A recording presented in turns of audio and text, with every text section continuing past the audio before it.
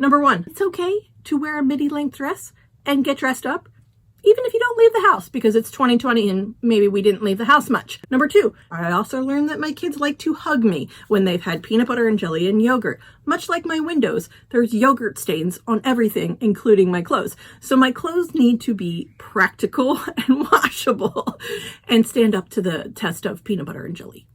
I like having fewer pieces that I can pair in multiple ways, rather than having one piece that can only be worn one way.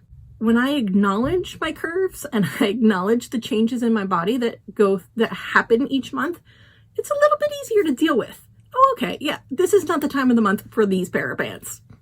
Let's find something else. I stand before you in my closet to share with you some lessons that I learned from this year, 2020, about the changes I've made in my closet. Welcome to the channel. My name is Erica Lucas. I share my minimalist life here on YouTube and over at ericalucasloves.com. The 90-90 rule. Apply it to coat hangers. Have all your coat hangers facing the same way on day one. When you wear it, turn the coat hanger around the other way. By the end of 90 days, whatever's still facing the original way, you didn't wear in that 3-month period. Are you going to wear it in the next 90 days? That's 6 months of not wearing an item that is hanging in your closet. Declutter responsibly to sell, give away, repurpose, reuse, the 30-30 rule. Wait 30 hours to buy something that is more than $30. Getting fitted for the proper undergarments. Foundation is so important in a wardrobe. Until very recently, I was not wearing the right bra, cup size, or bandwidth. I was nowhere near where I needed to be. Getting fitted properly for a bra and wearing underwear that fits you and makes you feel good is the right way to start any outfit. Finding a buy nothing group near you. There are free cycle groups everywhere. There are millions of people that are members of Buy Nothing groups on Facebook and on freecycle.org.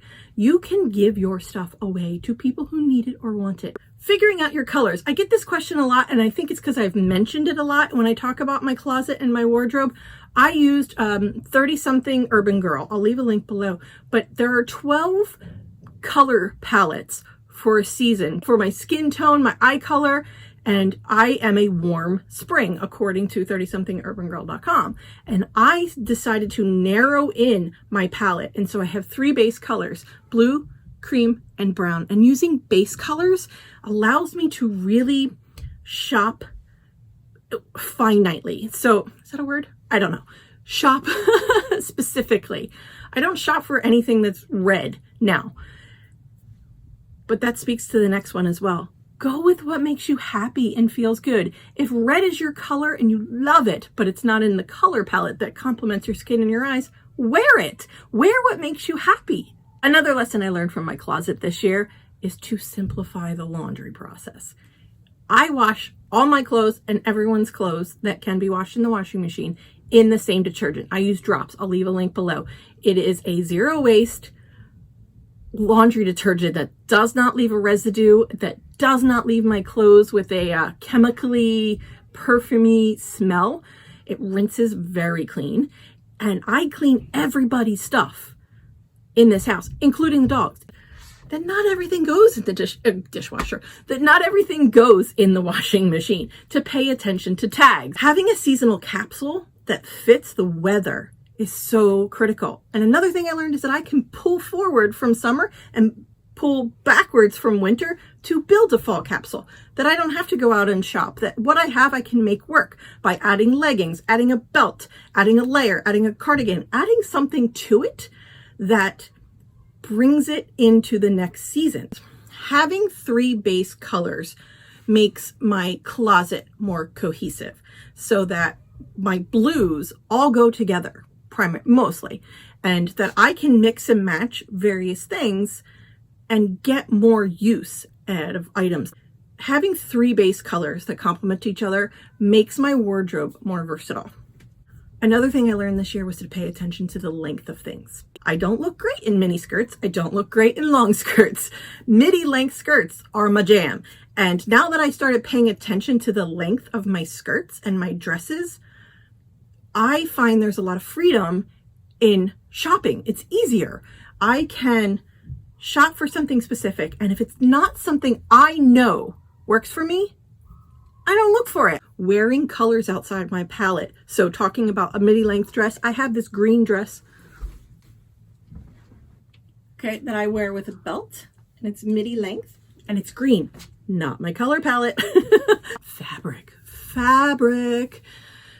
I like things that have rayon, have modal, I think it is, MODAL, I think, or something like that. I like polyester. I feel like that's very 70s and 80s, but I like the versatility and durability of polyester on certain things, like some blouses, maybe a dress, that kind of a thing. I know it's probably like, polyester. All the fashion people are like, no. Another thing I learned is I can wear the same stuff over and over within the same week, and that's okay. A huge lesson that I learned in 2020 is that anything that I have in my wardrobe needs to be paid for with cash, not credit. We are digging ourselves out of debt, and that is because of tracking every dollar and only spending cash and prioritizing the money we have extra towards the debt, not towards anything else, and not using the credit card. Knowing my colors, my fabrics, the way that something fits and feels makes shopping easier and harder. It makes shopping easier because I am looking for something specific and I know exactly what I want, which at the same time makes it harder sometimes to find those things. That it may take a little bit longer to find what you're looking for, especially if you're looking for something sustainable and long-term. But ultimately, that decision making gets easier even if it's longer. Because now I can just go into my closet and I know everything I have in here I love. So getting dressed is a lot easier. There's another one. I don't even know how many I'm naming. I'm gonna have to count these when I edit. Having a place for everything applies to the entire house, but definitely applies to the closet. So I have all of my bottoms together, all of my shirts together, all of my second layer, like cardigans or blazers or that kind of a thing. All of that is organized. And then I have pajamas together, undergarments together. Everything has a place so that when laundry is done, it gets put away properly. And when you go to look for something, it's right where it's supposed to be. As a minimalist, you end up with open space. When I first started in this journey and I had space in a closet or a shelf, it was weird. My immediate feeling was, what do I put there? What goes there now? And I like an open space in my wardrobe. It's not, I don't have to shuffle through 100 things to find something to wear. It's all very organized and simple now. Actually getting dressed gives me a confidence boost for the day. I am more productive and I feel better about myself. That is something that didn't exist before 2020, sad to say. I didn't prioritize the time to get in here, find what I'm wearing, feel great, put on some makeup, take some time for me. That is another lesson from 2020 in my closet, that spending time in here is great for me and gives me that confidence boost and starts my day. And my daughter watches me get dressed and do my makeup. And she hears what I'm saying and she sees me spend time on myself and that it is important to me. And it is important as a woman to do that for yourself. And she sees that. And that's an example I want her to have. And when I say, I look great today, or I feel great today, she hears that. She hears that confidence in me, and she has that confidence in herself. Watching it with me is a new thing for her. So she comes into my closet and she'll say, Mommy, you look great in this dress. You should wear this today. She's learning that I am an important person and I am important enough to spend the time to prepare myself for the day. And that message is verbal and nonverbal for her and for me. Accessorize. This is a bracelet. Love this thing. My aunt gave me this. Earrings from my husband. Okay. These are all little touches. I don't like big jewelry. That's just not who I am. I like very simple, delicate jewelry, and wearing a piece of jewelry elevates an outfit. It changes it. It's kind of like curtains on a window. If you have a room that doesn't have curtains on a window, it feels different. And when you put curtains on, it changes the dynamic of the room. Same thing with jewelry and makeup. I also learned this year that saying no to a particular item actually means I'm saying yes to another item. So when I say, no, I'm not keeping this, I'm gonna declutter this, I'm actually saying yes to an item that does fit properly. I learned that I need practical clothes in my closet for my lifestyle. I know that buying sustainable clothing is the long-term play. When I'm shopping and I want a specific pair of boots, like Chelsea boots, for instance, I am holding out for something long-term sustainable. It's going to be more expensive, but when I do feel like it's time to spend the money and I spend cash on it and I buy that sustainable purchase, it is a long-term decision. By holding out and making those longer-term, long-play decisions, I know that I'm growing my closet for the future, not just for the season. I repurpose my old shirts that have holes or stains from peanut butter and jelly or whatever. I repurpose them as pajama shirts.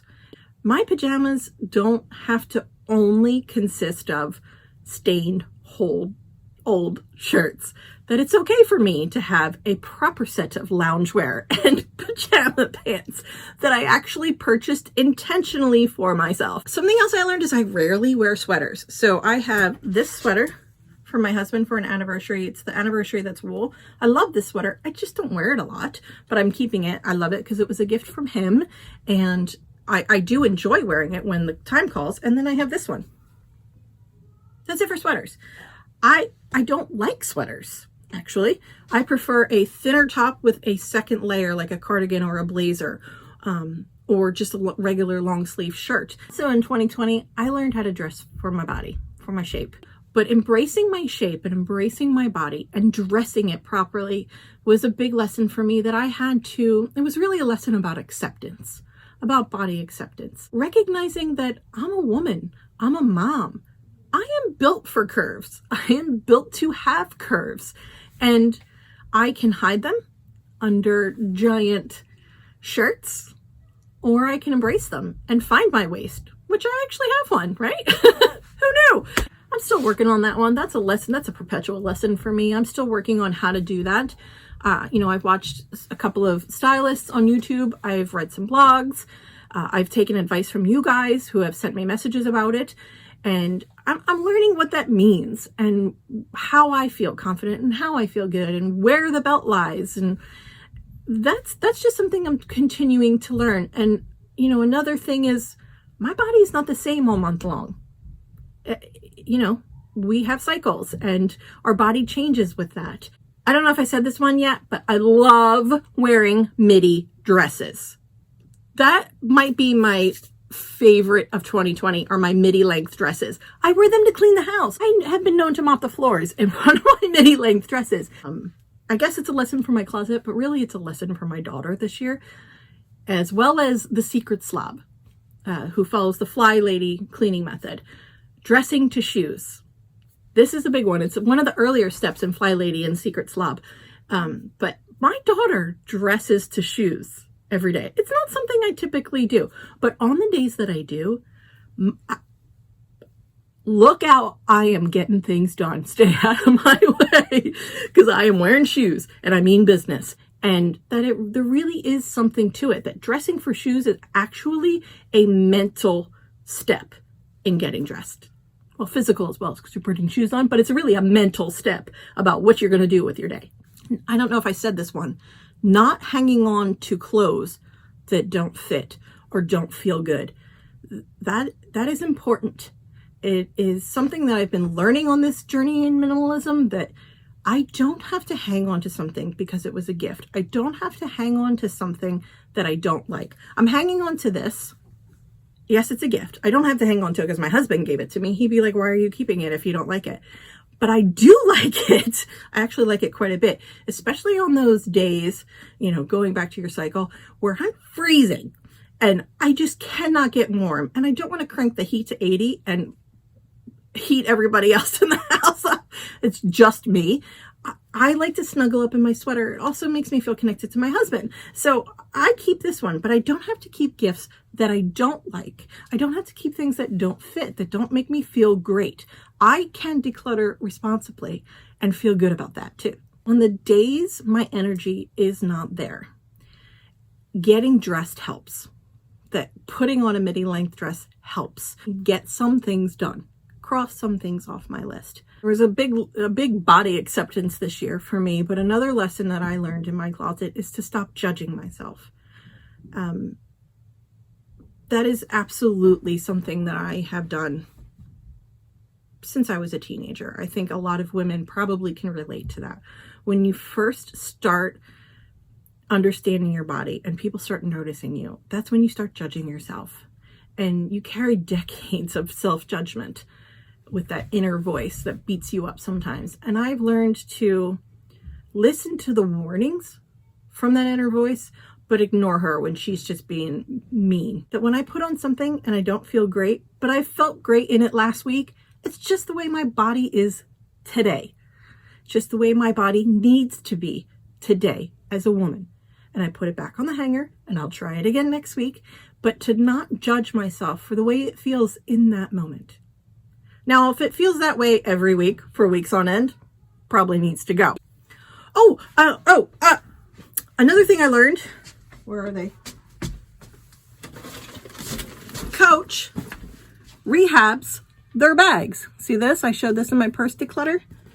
They rehab bags. Now, if it was within a year's purchase and you have the receipt, they will do it for free.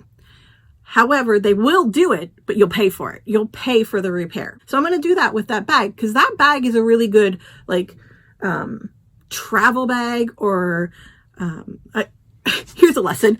I love my Teddy Blake bag. It is a departure from my normal purses. It elevated my purse game. It's my everyday bag, but it's not the bag for all occasions. So if we're walking around the National Aquarium in Baltimore, that's not my bag. I need a backpack, not my gorgeous Teddy Blake. And then there are occasions that I need my big mom tote, like on vacation. I learned style changes with time. That what I liked this time last year is not what I like this year. I learned that some days call for pajamas, especially in 2020, and some days call for yoga pants. And that's okay. That not every day has to be about, dressing to shoes and dressing up. That some days it's a yoga pants day. With minimalism, decision-making is easier. With a minimalist wardrobe, decision-making is a whole heck of a lot easier. That I can come in here, choose what I want to wear, and that anything that I choose, pretty much I know I love. If you follow Matt Diavella, he has like 20 of the same shirt, and I think it's from J. Crew, and they discontinued it, and he was like, I don't know what to do. So he has to find another t-shirt that he loves so much that he would buy 20 and wear it every day. If you don't watch his channel, I'll leave a link below. You've got to go over. He just announced that he's doing his second documentary with Netflix on the minimalists, Josh and Ryan. And he and his wife just sold everything they own, because they're going to go live in Australia for 5 months and then back to Los Angeles for a while, because that's where their family is and they want to spend time with their family. So they sold all of their stuff to make it easier for them to live internationally for a while. How cool is that? My steamer. So much easier than ironing. And for some fabrics, you probably shouldn't iron them. This is so great. I forget what store I was in, but she was using a steamer on something I bought. And I was like, what is happening right now? I went to Amazon and bought my own. And this is how I get wrinkles out of everything now. I don't know what number I'm on, like 50, 47, I don't know, whatever. Another thing I learned is that I'm a very messy coffee drinker. I just am. I'm not going to change that about myself. I've been a messy coffee drinker since I started drinking coffee. I just dribble, I spill, I leave coffee stains on things. I am just a messy coffee drinker. And so that I need fabrics that can be easily laundered. And to not wear shirts that are not easily laundered when I'm drinking coffee. Capsule wardrobes are great, but the number doesn't matter in the end. I tried Project 333 and Unfancy 37. I recommend those programs because I use them to figure out my own capsule wardrobe in the beginning. And the process is there. You go through a lifestyle exam. I mean, The mentality and the philosophy behind those programs makes a lot of sense. I am not married to any number in my closet. I have learned that it doesn't matter if it's 33, 37, 57, or 100. The number doesn't matter. What matters is that you wear the things that you own, that you like the things that you own. That's what matters. This is an important one. The power of positivity in your closet. It's huge. I am worth it. I am pretty. I am worthy of this expensive shirt. I am worthy of this expensive coat. I am worthy of those things. I didn't buy myself a fall winter nice trench coat until this year. I'm 44 years old and I purchased the coat. I am worthy of that. The power of positivity is huge in a woman's closet. My last one is that I dress for myself, no one else. It's a good lesson to have learned this year because I wear what I like. I wear the colors that I like. I wear what I feel great in, and that it's okay to take the time to do that. So thanks, closet, for teaching me these lessons. I hope you enjoyed this video. Here's the latest, and would love for you to subscribe and join our community here online on YouTube, where we share kindness in the comments and we support each other as we figure things out.